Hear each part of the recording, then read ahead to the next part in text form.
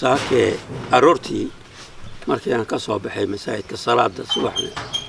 ayaa la soo sheegay geeridii Maxamed Yuusuf Xaaji oo sanad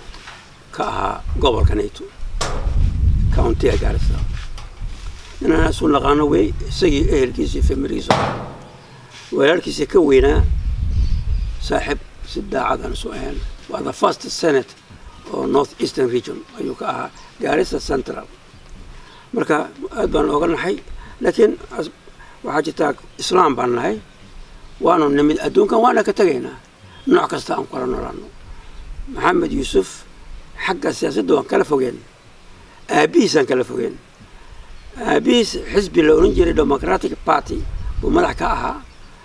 waan xaman jirnay xamashamee wuxuu dhinac buu naga ahaa anakana waxaan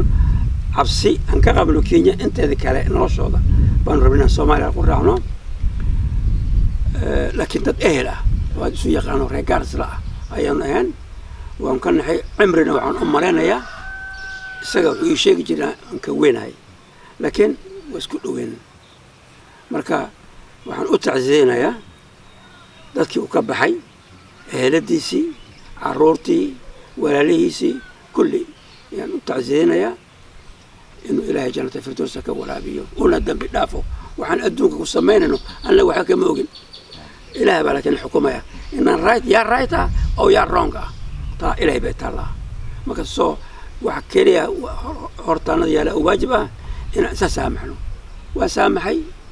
ilaahay noo bariya inuu ilaahay jannada firdawsa geeyo